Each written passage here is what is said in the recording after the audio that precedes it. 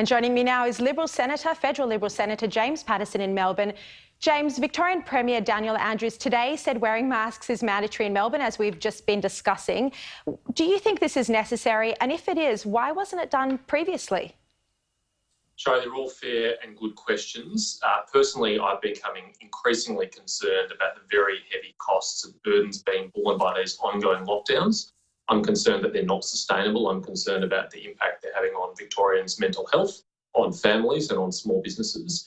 And we have to find a new way of living with the reality of this virus that doesn't involve seesawing in and out of an open society, an open economy, and a completely closed one. It will do immense damage if we continue down this path. Now, if widespread mask wearing is an answer to that, then let's go for that. It has been successful in a number of Asian countries, in particular in Taiwan and Singapore, South Korea and Japan. There's some evidence it's been successful there. And if it allows us to be relatively open, to have shops and restaurants and cafes and supermarkets open again without restrictions, and people to go about their daily lives but wearing masks, well, then that would be an improvement from the status quo. It's certainly not something I'm excited about or happy about, but it'd be better than locking everyone in their homes in perpetuity. Yeah. Now, Malcolm Turnbull has said in a podcast that Scott Morrison had little or even no interest in international affairs before he became PM. He referred to a speech he gave at the Lowy Institute on negative globalism.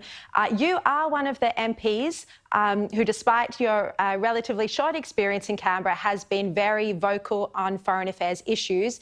Has it been your experience over the years that Scott Morrison shows no interest in these issues?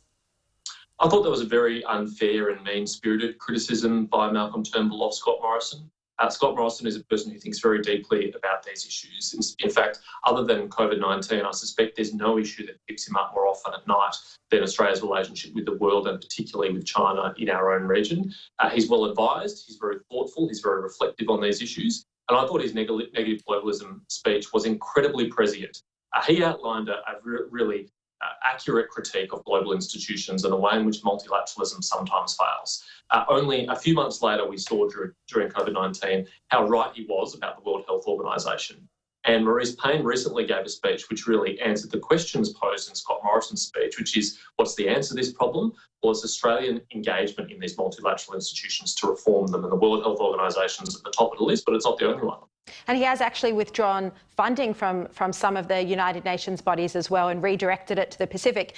Look, in this podcast, Turnbull also hits out at a group of MPs that you're part of the, you call yourself the Wolverines, and he said that you all just want attention and publicity in the media. Is this true?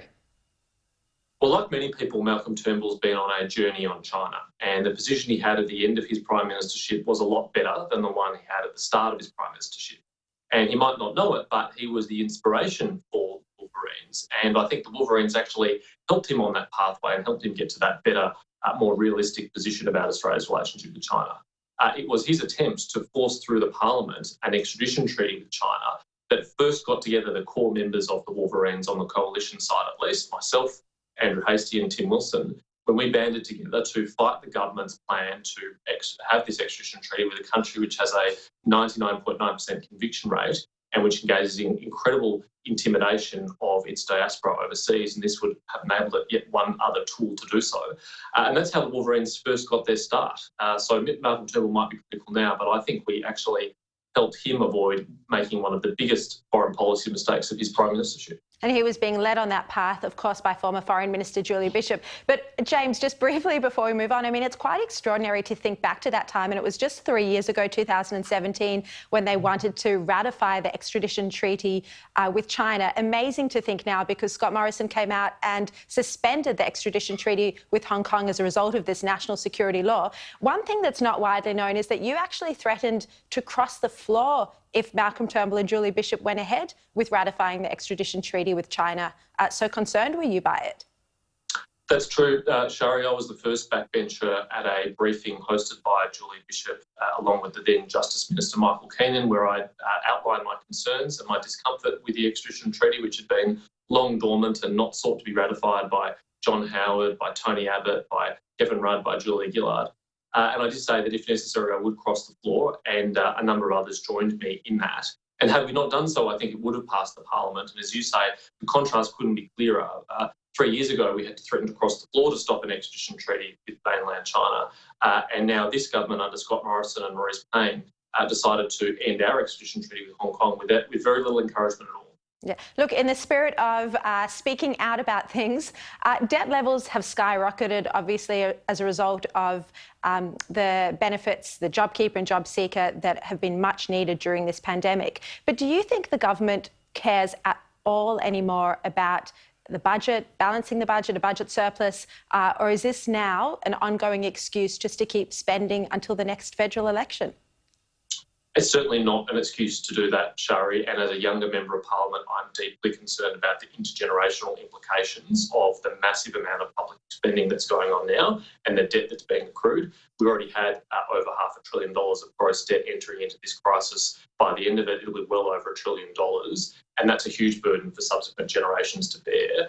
We're going to require fiscal discipline like never before on the other side of this crisis, and we're also going to require extraordinary economic growth to fire up the economy to pay back this debt and to create the jobs that we're going to need on the other side of this crisis. And that's going to demand some pretty far-reaching reform. And I know that Scott Morrison and Josh Frydenberg will lead that process. Yeah. Very quickly before you go, there's a report today that some Liberals are urging Tony Abbott to run in Parramatta should he return to politics.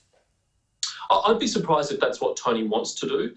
It struck me listening to a podcast he recorded with John Roscombe at the IPA the other day about Australia's future, that in many ways Tony Abbott's been liberated in his post-parliamentary life. It was a very reflective, forthright, intellectual discussion, and I think Tony's got a vitally important role to play providing that intellectual, moral leadership for the Conservative side of politics. There's no one better than him to do it when he turns his mind to it. And out of Parliament, I think he's free to do it as a former Prime Minister and as obviously the preeminent Conservative standard bearer for 30 years. I think he's got an enormous contribution to make in that capacity.